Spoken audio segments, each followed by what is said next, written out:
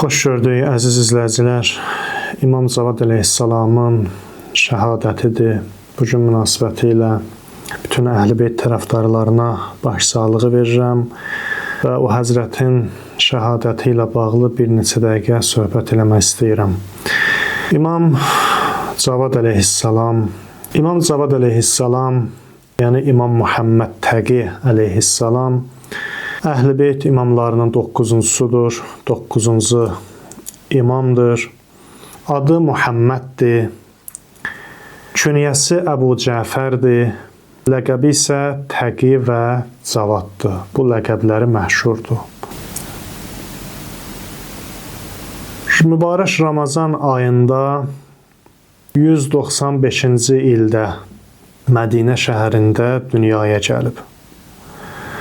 O həzrətin anası Səbikə xanım olub və qeyd olunur ki, Səbikə xanım Həzrət Peyğəmbərin həyat yoldaşlarından olan Mariya Qibtiyyənin nəslindən olub və çox fəzilətli bir xanım olub.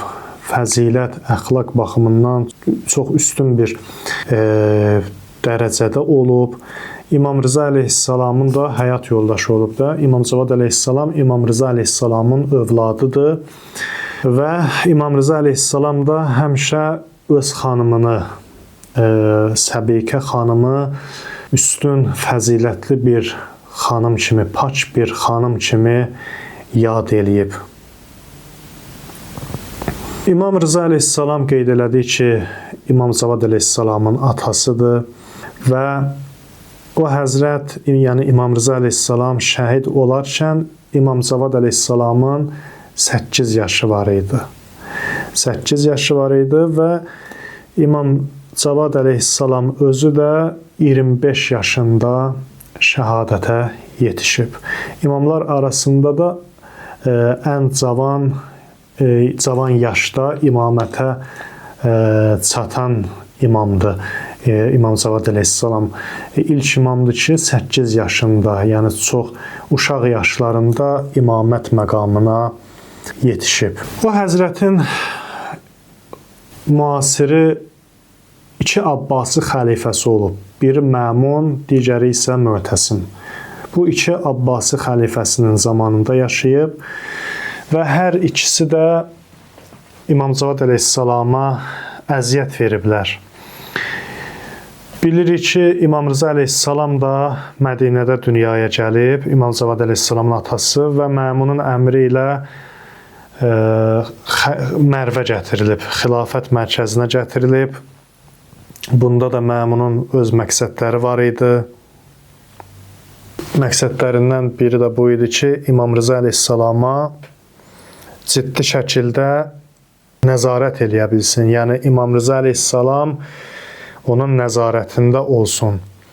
Həmçinin İmam Cavad əleyhissalama da eyni ilə bu siyasəti icra elədilər. İmam Cavad əleyhissalamın üzərində də Mədinədən gətirirlər xilafətin mərkəzinə və nəzarət altında saxlayırlar. İmam Rıza əleyhissalam özündən əvvəlki imamların heç birinin qarşılaşmadığı bir çətinliklə qarşılaşır. O da bu idi ki, özündən sonraki imamı tanıtmaq, təyin eləmək. İmam Rıza əleyhissalamın yazırlar ki, 47 yaşına qədər övladı olmadı və buna görə də bəziləri İmam Rıza əleyhissalama etiraz elədilər. Həzrət Peyğəmbərdən hədis gətirdilər. Dedilər ki, Peyğəmbər buyurub ki, imamların sayı 12-dir. Sənin övladın olmadı. Buna görə də sənin öz imamətin də sual altına gedir. Bu məsələlərlə İmam Rıza əleyhissalamı narahat eləyirdilər. İmam Rıza əleyhissalam onlara deyirdi ki, çox keçməz Allah mənə bir övlad bəxş eləyər. Siz hardan bilirsiniz, axı mənim övladım olmayacaq. Vaqifilər deyilən bir firqə ortaya çıxdı. Onlar imamları İmam Kazım əleyhissalama 7-ci imama qədər qəbul elədilər və artıq İmam Rıza daxil olmaqla sonraki imamların imamətlərini qəbul eləmədilər. Bunda da onların maddi məqsədləri əsas təsir göstərirdi. Buna səbəb onların maddi məqsədləri idi. Onlar Beytülmalı mənimsədilər. İmam Kazım əleyhissalamdan sonra Beytülmalı aparıb İmam Rza əleyhissalama təqdim etmək istəmədilər. Buna görə də bu yola əl atdılar. Çox keçmədi ki, Allah İmam Rza əleyhissalama bir övlad bəxş elədi. İmam Cavad əleyhissalamı bəxş elədi və bütün bu şayələrə, söz-söhbətlərə son qoyuldu. İmam Rza əleyhissalam öz övladı İmam Cavad əleyhissalamın dünyaya gəlişini xeyir, bərəkətli bir mövlud adlandırıb. Təbii ki, bu İmam Cavad əleyhissalamın digər imamlardan üstünlüyü mənasına gəlmir. Bunun səbəbi bu idi ki, imaməti ki sual altına aparırdılar. İmam Rza əleyhissalamın imamətini və sonraki imamların imamətini sual altına aparırdılar. Əsassız şübhələr, şayələr yayırdılar və Əhl-i-Beyt tərəfdarları da bundan narahat idilər. İmam Rza əleyhissalama dil yarası vururdular. İmam Cavad əleyhissalam ki dünyaya gəldi, bütün bu söz-söhbətlərə son qoyuldu. Ona görə də İmam Cavad əleyhissalamın mövludu xeyir, bərəkətli bir mövlud, doğuluş adlandı İmam Rza əleyhissalam tərəfindən. Əbu Yəhya Sənani İmam Rza əleyhissalamın səhabələrindən idi. Deyir ki, bir gün İmam Rza əleyhissalamın məhzərinə gəldim. Az yaşlı övladı Əbu Cəfər, yəni İmam Cavad əleyhissalam da İmam Cavad əleyhissalamı da gətirdilər. İmam Rza əleyhissalam buyurdu ki, bu həmin övladdır ki, həmin o dünyaya gələn övladdır ki, bizim şiyələrimiz üçün ondan bərəkətlisi doğulmayıb, dünyaya gəlməyib. Və İmam Rza əleyhissalam müxtəlif yerlərdə, məclislərdə də bu ünvanda sözlər deyirdi İmam Cavad əleyhissalam barəsində. Əbbad ibn İsmail deyir ki, mən gəldim İmam Rza əleyhissalamın məhzərinə. İmam Rza əleyhissalamın məhzərində idim. Əbu Cəfəri, yəni İmam Rzanın oğlu İmam Cavad əleyhissalamı gətirdilər. Deyir, mən İmam Rza əleyhissalama dedim ki, bu həmin o xeyir, bərəkətli mövluddur. Yəni o xeyir, bərəkətli adlandırdığınız övladınızdır.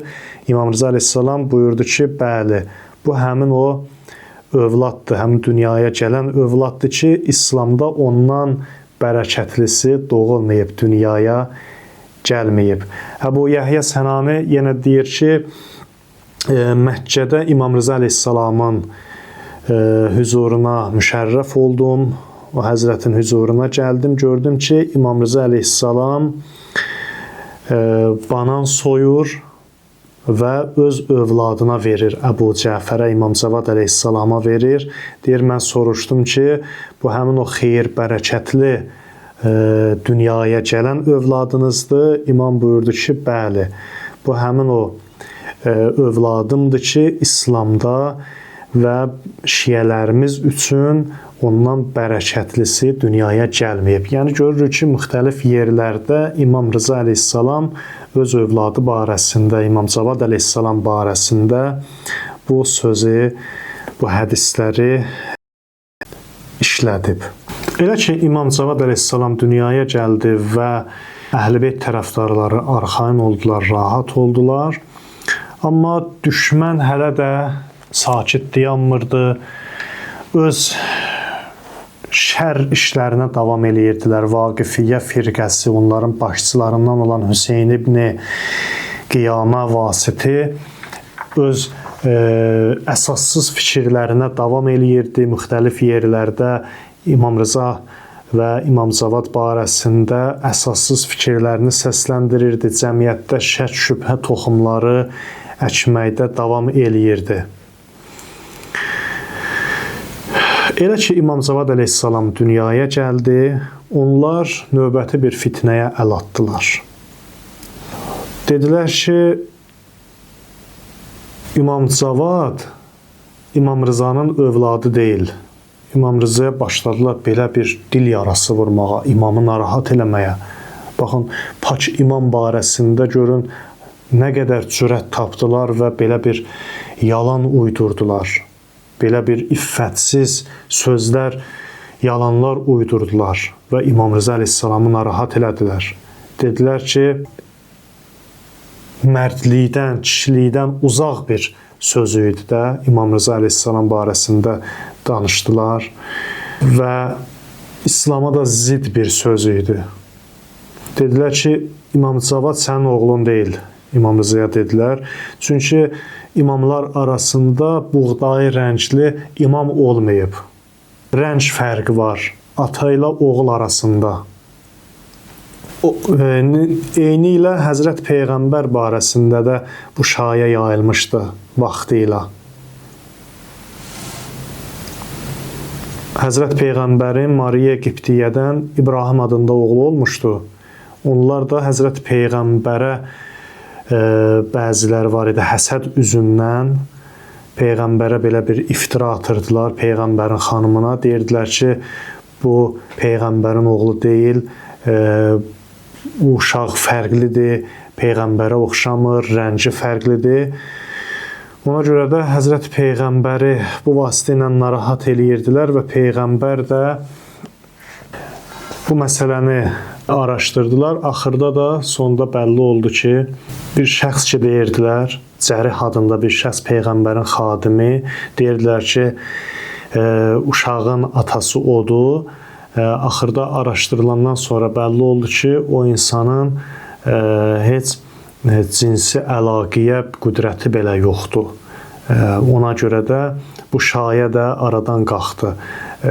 Və İmam Rıza əleyhissalamı da belə bir iftira ilə narahat elədilər və dedilər ki, Peyğəmbər güya qiyafəşünaslardan istifadə eləyib, onları çağırıb, qiyafəşünaslar hökm veriblər ki, bu uşaq kimin oğludur. Belə bir hadisə ilə qarşılaşanda Peyğəmbər də qiyafəşünaslardan istifadə eləyib. Qiyafəşünaslar adlarından da bəllidir ki, onlar gəlib baxardılar, insanın zahiri görkəminə baxardılar, əzalarına, bədən quruluşuna baxardılar və onun kimin övladı, hansı nəslə aid olması haqqında hökm verərdilər. Onlar dedilər ki, Peyğəmbər də bu metoddan istifadə eləyib, amma hansı ki, Peyğəmbər belə bir metoddan istifadə eləməyib və şəriətimizdə də bu metoda icazə verilmir ki, bu metodla təyin olunsun ki, filan kəs filan nəsildəndir, filan kəsin övladıdır və buna əsasən miras bölgüsü olsun və yaxud da nikah bağlansın. Bu hökmlə belə bir şeyə şəriətimiz də icazə vermir və şəriətimizdə də bu məsələ qeyri-məqbul hesabı olunur. Amma İmam Rıza əleyhissalam məcbur qaldı, məcburiyyət üzündən onlarla razılaşdı və bir ehtimal da budur ki, İmam Rıza əleyhissalamın razılaşmasında səbəb bu idi ki, İmam Rıza əleyhissalam bilirdi ki, elə bu işlə də sonda həqiqət ortaya çıxacaq. Ona görə də İmam Rıza əleyhissalam razılıq verdi. Dedi, eybi yoxdur ki, siz gedin çağırın və bu məsələ sizin üçün aydınlaşsın. Amma İmam Rıza əleyhissalam onlara dedi ki, çağırın, amma onlara hansı iş üçün çağırdığınızı deməyin və mən də bu işə qarışmayacağam. Onlar getdilər, qiyafəşünasları çağırdılar. Bir gün əvvəlcədən təyin olunduğu kimi Həzrət Rızanın, İmam Rıza əleyhissalamın əmləri, qardaşları və bacıları bir bağda əyləşdilər. O Həzrət isə, İmam Rıza əleyhissalam isə əynində geniş və yun bir paltar, başında papaq və çiynində bel olduğu halda bağın ortasında yer qazmaqla məşğul oldu. Elə bil ki, iştirakçılarla İmam Rıza əleyhissalamın heç bir əlaqəsi yoxdur. Özünü kənar bir şəxs kimi göstərməyə çalışırdı. Sonra İmam Cavad əleyhissalamı gətirdilər. Sonra qiyafəşünaslardan uşağın kim olduğu, kimə aid olduğu, hansı nəslə aid olduğunu təyin etmələrini istədilər. Dedilər ki, onun atasını bu toplaşanlar arasında tanıtsınlar, təyin eləsinlər ki, bu uşağın atası kimdir. Onlar hamısı yekdilliklə dedilər. Bu uşağın atası burada əyləşənlərdən heç biri deyil. Bu cəmdə əyləşənlərdən deyil. Burada iştirak eləmir. Sonra bir-bir dedilər. Lakin bu şəxs onun atasının əmisi, bu onun öz əmisi, bu da onun bibisidir. Orada əyləşənlərin hamısını dedilər. Əgər atası da buradadırsa, gərək bağın ortasında bel çiynində olan həmin o şəxs olsun. İmam Rıza əleyhissalamı göstərdilər. Amma bilmirlər ki, o İmam Rıza əleyhissalamdır. Çünki bu ikisinin, yəni uşaq və bağbanın baldır sümükləri, ayaq quruluşları bir-birinə oxşuyur. Eyni cürdür. Bu zaman İmam Rıza əleyhissalam onlara tərəf gəldi. Qiyafəşünaslar hamısı bir ağızdan dedilər. Onun atası bax budur. Bu vaxt İmam Rıza əleyhissalamın əmisi, İmam Kazım əleyhissalamın qardaşı Əli ibn Cəfər ayağa qalxdı və Həzrəti Cavadın dodaqlarından öpərək ərz etdi. Şəhadət verirəm ki, sən Allah dərgahında mənim imamımsan. Beləliklə, o müxaliflər yenə də məğlub oldular. Onlar ki, imamət nurunu söndürməyə çalışırdılar. Onların bu hiləsi də məğlubiyyətlə üzləşdi və Allah onları rüsva elədi. İmam Cavad əleyhissalam baxmayaraq ki, az yaşı var idi. Normalda bilirik ki, insanın bədəninin, ağlının inkişaf eləyib, çiçəkləndiyi bir dönəm var. İnsan ağıl baxımından, cisim baxımından o yaşa çatandan sonra kamilləşir. Amma İmam Cavad əleyhissalam az yaşında, 8 yaşında imamət məqamına çatıb. Bunun da bu məqamla heç bir ziddiyyəti yoxdur. Çünki tarixə də baxanda, Quran-ı Kərimə də baxanda görürük ki, Allah bəzi bəndələrini bu qaydalardan istisna eləyib. Məsələn, Quran-ı Kərimə baxanda İmam Rıza əleyhissalam da özü onlara Quran ayəsi gətirirdi. Həzrəti İsa barəsində və Həzrəti Yəhya barəsində olan ayələrdən onlara sübut gətirirdi ki, onlar da az yaşlarında peyğəmbərlik məqamına çatıblar, risalət məqamına çatıblar, onlara peyğəmbərlik verilib, insanlara rəhbərlik eləmək verilib, insanları Allaha doğru çağırıblar az yaşlarında. Məsələn, Həzrəti Zəkəriyya dünyasını dəyişəndə Həzrəti Yəhyaya peyğəmbərlik verilir. Allah buyurur: "Ya Yəhya xuzul kitabə bi quvvetin və ataynahul hukmə səbiyya." Ey Yəhya, kitabı qüvvətlə götür. Yəni peyğəmbərliyi təfsir buyurur ki, burada kitabdan məqsəd peyğəmbərlikdir və ataynahul hukmə səbiyyə və uşaq yaşında olarkən ona hökmü, peyğəmbərliyi, hikməti biz əta elədik. Və yaxud da Həzrəti İsa ki, atasız dünyaya gəlmişdi, Həzrəti Məryəmə nə qədər şər böhtan atırdılar, iftira atırdılar ki, bu necə olur, atasız övlad dünyaya gətirir. Həzrəti İsa hələ beşikdədir. İmam Cavad əleyhissalam yenə 8 yaşında imamət məqamına çatıbsa, Həzrəti İsa hələ beşikdədir və orada anasının paçlığı haqqında danışır. Dil açıb dillənir, anasının məsum olduğunu onlara çatdırır və öz peyğəmbərliyini onlara elan eləyir. Qalə inni abdullah. Həzrəti İsa dedi ki, mən Allahın bəndəsiyəm, ətəniyəl kitabə, mənə kitab verilib və cəaləni mübarəkən və məni Allah mübarək qərar verib, əynəmə kuntu, harda oluramsa olum, o məni mübarək qərar verib və əvsani və nə qədər ki sağam, bis səlati və zəkati məduntu həyya. Nə qədər ki sağam, mənə namaz qılıb, zəkat verməyi tövsiyə etdi və bərrəm bi validəti və ləm yəcəlni cəbbarən şəqiyyə və məni anama qarşı qayğı çək etdi, zülmkar və bədbəxt etmədi. Quranın bu ayəsin İmam Rıza əleyhissalam onlara sübut gətirirdi. Ümumiyyətlə, görürsünüz, Allah bəzi insanları bu qaydadan istisna eləyib. Həmçinin Həzrəti Yəhya barəsində olan ayəni qeyd elədi və ataynahul hukmə səbiyyə. Allah ona uşaq ikən nübüvvət məqamını verdi. Həzrəti Yusuf barəsində Quran buyurur, elə ki, deyir, o inkişaf, rüşd həddinə yetişdi, ona hökm, nübüvvət və elm verdik. Buyurur, vələmmə bələğə əşuddəhu atəynahu hukmən və ilma. Elə ki, o rüşd halına yetişdi, çatdı, ona hökm və elm verdik. Və yaxud da Həzrəti Musa barəsində Allah buyurur, elə ki, rüşd halına yetişdi, buluğ həddinə çatdı, ona peyğəmbərlik və elm verdik. Vələmmə bələğə əşuddəhu və istəvə atəynahu hukmən və ilma. Görürsünüz, Quran-ı Kərimdə nə qədər belə ayələr var, Allahın istisna elədiyi şəxslər var və İmam Cavad əleyhissalam da o şəxslərdəndir.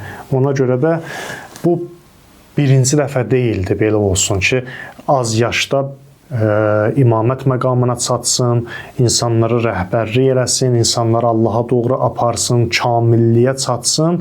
Bu birinci dəfə deyildi. Bəşəriyyətdə, tarixdə peyğəmbərlər arasında da Quranın təqdim etdiyi qaydalara əsasən Allahın istisna elədiyi belə şəxslər olmuşdu. İmam Cavad əleyhissalam da onlardan biri idi.